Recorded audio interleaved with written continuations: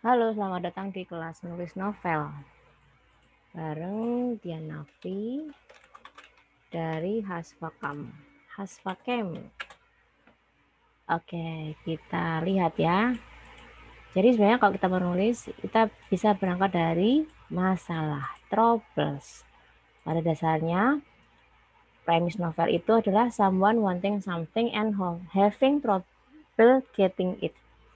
Seseorang menginginkan sesuatu dan mendapatkan masalah saat hendak meraih apa yang dia inginkan. Nah, praktek premisnya harus ada strong hook. Hook itu kail ya, umpan yang kuat supaya si pembaca tertarik untuk membaca cerita ini secara keseluruhan. Terus, what's fun about the story?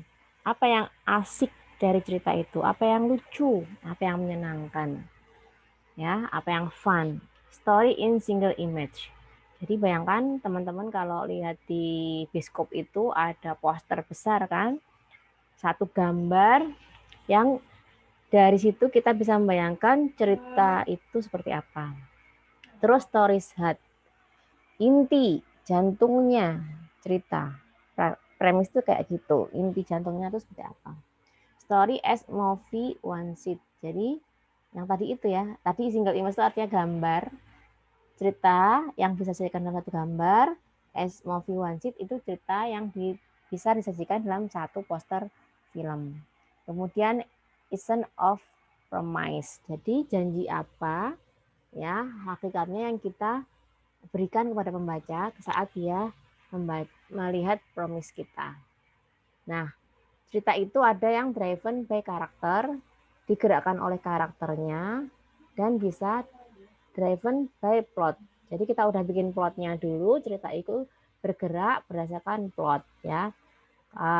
Untuk yang driven by karakter ya kita pakai bisa Zen method dan pacing. Pacing itu artinya kita meletakkan mata di kursi kita dan tidak beranjak sebelum kita menuliskan cerita itu sampai akhir. Jadi karena karakter kita udah kita tentukan, jadi kalau dia mengalami suatu masalah, berarti dia akan dengan karakter yang dia miliki itu ngambil sikap A, B, C, D gitu. Dan itu membawa dia menuju alur berikutnya. Nah, kalau dengan plot kita bisa pakai teknik snowflake. Nanti akan aku bagikan tentang teknik-teknik ini. Terus ada staccato dan arus bawah sadar ya. Biasanya kita pakai drama 3 babak. Nah, di novel ini yang harus diperhatikan ada strukturnya. Jadi ada namanya fishbone atau tulang punggung cerita, di mana dengan struktur ini, dengan tulang punggung ini kita bikin sebuah rancangan supaya cerita itu dari depan, tengah sampai belakang mendukung pesan dan temanya. Semua subplotnya, bagian-bagian pendukungnya itu mendukung tema utama, gitu ya. Karakteristiknya, terus penokohannya, settingnya, propsnya, semua bagiannya itu mendukung cerita tersebut. Kemudian yang harus diperhatikan juga adalah karakter. Karakter itu harus 3 dimensi. Jadi dari secara fisiknya, secara mental, psikologis, secara background, pendidikan, masa lalu, trauma, ya, motivasinya, ketakutannya, dan lain-lain. Jadi seolah-olah dia beneran manusia yang bisa believable, dipercaya oleh si pembaca. Kemudian plotnya, ya, plot itu juga harus kita perhatikan. Apa bedanya plot dengan alur? Kalau alur itu bisa berdasarkan waktu, kalau plot itu dia berdasarkan pembabakannya, ya.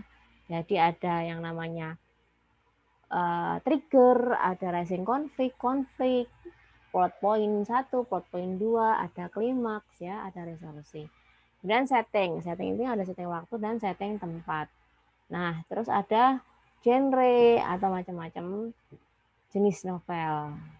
Kemudian ada point of view. Point of view artinya sudut pandang yang kita pilih dalam menceritakan novel itu.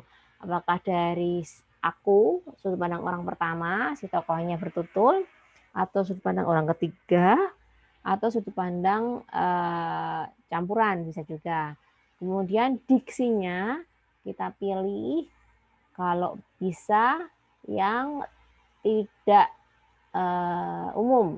Misal pun kita pakai diksi kata-kata yang biasa dipakai, tapi ada sebuah permainan, ada perluasan makna, ada kebaruan dalam diksi itu. Kemudian voice artinya suara yang kita sampaikan, speak out dalam novel ini. Misalnya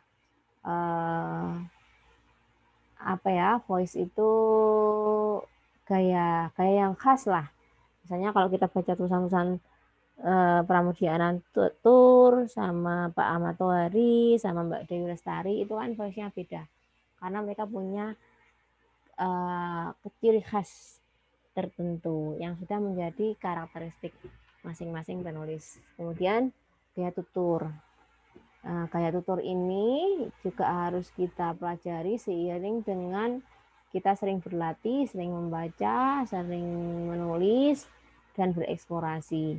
Kemudian ada pesan dalam novel ya, baik pesan utama maupun pesan-pesan lainnya. Nah, terus ini unsur dalam fiksi panjang itu ada eksposisi, pengantar setting, situasi, dan tokoh utama. Kemudian ada komplikasi, peristiwa di dalam cerita yang memperkenalkan konflik dan tokoh utama. Lalu ada peristiwa di dalam cerita yang memperkenalkan konflik, ya. Terus aksi meningkat atau rising konflik, krisis saat yang menentukan bagi si tokoh utama dan komitmen mereka terhadap suatu langkah.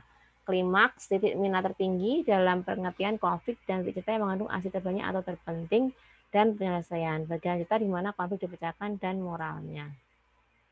Nah, ini ada beberapa referensi novel bagus, ada Burung-burung Manyar Romangun, Para Priayi Umar Khayyam, Rongge Duku Paruknya Ahmad Tohari, Kunto Wijoyo, Mohtar Lubis, Orang-orang Belum Hitungnya Budi Dharma. Budi Dharma itu sebenarnya banyak banget, bagus-bagus. The Fault in Our Stars.